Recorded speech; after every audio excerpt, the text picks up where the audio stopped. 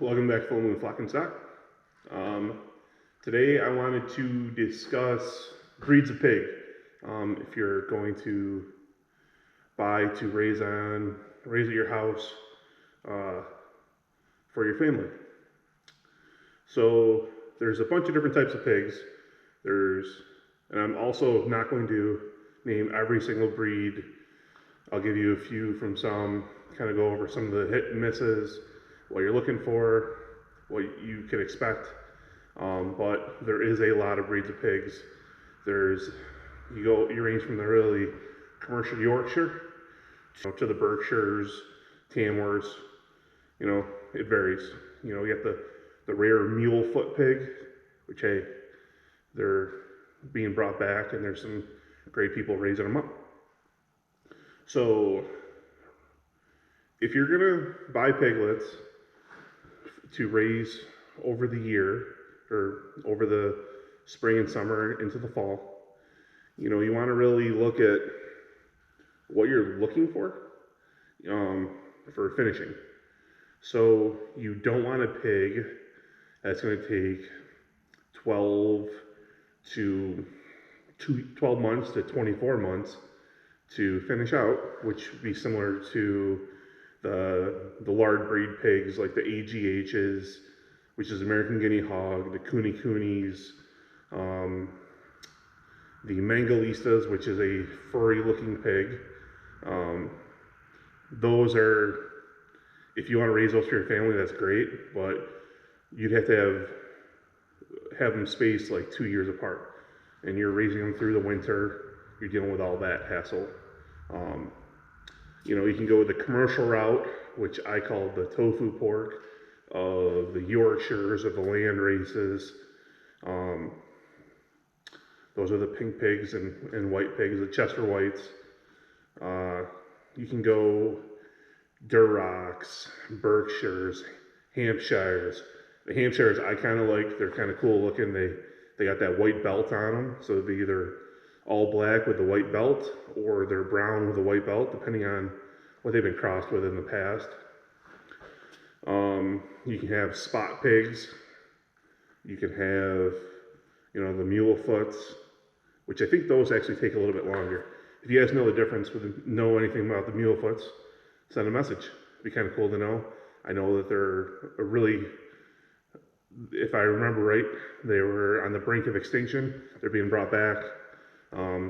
So it's interesting to see. I've heard a lot of good things about them, but I know they take a little bit longer, which I don't like. So we have large blacks, full bred, and also crossed with Berkshires. We have spot pigs, and some of them are actually, so we have some that are actually spots, and then we have a couple that I think are more on the GOS side, but they've been mixed, but they're pretty close to them. And then we have Berkshires, which we have a couple purebred Berks, and then we have some Berk spot crosses, which those are looking amazing. They're growing out great. I cannot wait to actually breed 3 of them that we have on the farm that are being raised up. I'm actually heading out to pick up a large black border cross with them. So those are some of the different breeds. So if you don't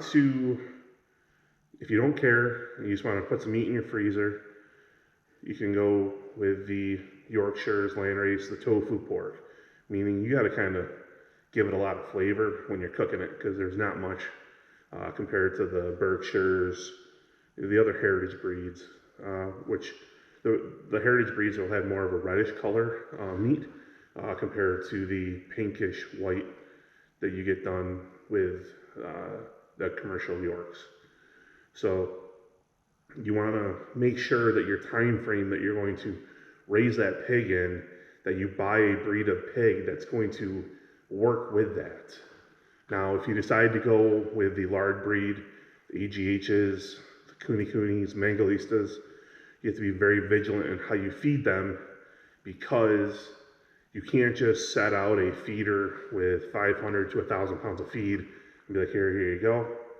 You actually have to ration out their feed because they'll grow lard more than the meat.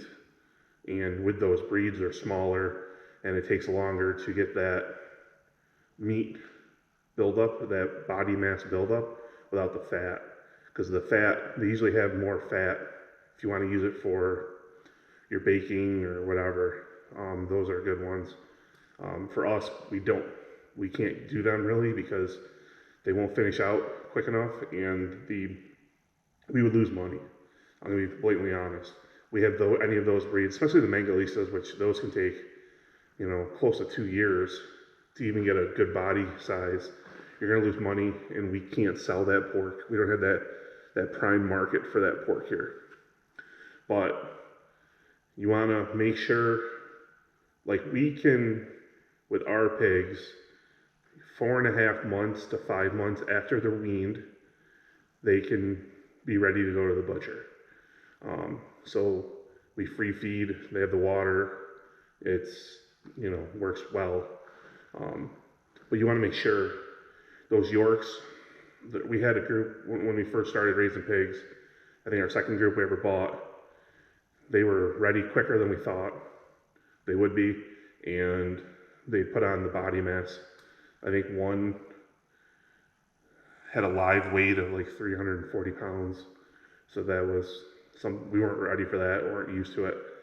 Things totally different now, and how we raise our animals compared to then. So you gotta just keep an eye on that, and you wanna make sure that you're just matching your time frame.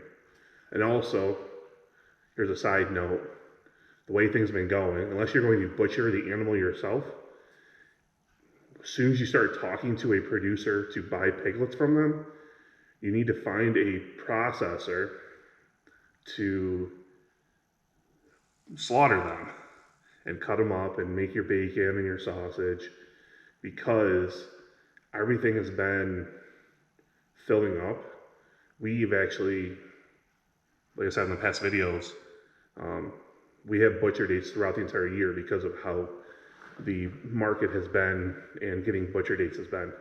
So I would recommend, as soon as you start talking to a farmer, you want to call your processor or call around, find a processor, ask a farmer for recommendations because they probably know some decent processors, because that's kind of what we deal with. And then confirm your pigs and confirm your processing date, and then you have a time frame to shoot for to get that pig finished. So the commercial ones and then some of the crosses, they're going to be ready in that 4 to 5 months range after weaning, depending on how hard you feed them. They could be, if you have a butcher date 6 months, you can kind of ease back a little bit on the feeding if you want, or you can have a really big pig and you're going to have a lot more feed or food for your family. So that's something you want to keep in mind when you go through and decide to do it. And also I would recommend, you don't need to get a purebred pig. When I first started, I didn't know any better, and I looked around for purebreds, and I didn't find them, so I ended up buying crosses. Well, guess what? The crosses do really well. Yeah, I love a purebred Berkshire pig, pork chop. My wife, those are her favorite. She doesn't like much pork before, because what you get that commercial stuff from the store, it's not as good. But she does love a purebred pork chop. That's a Berkshire. But even the Berkshire crosses, they're really well. We've had Berk crossed with Spot before. We've had Berk and Large Black, which I really love, that combination. They grow really well for us, and they do really well. So you don't need to get a purebred pig to raise for your family.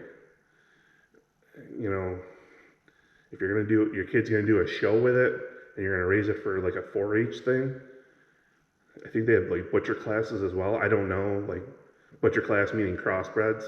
I don't know that, but I know that to get a good quality pork chop or ham or bacon, you don't need to have that purebred.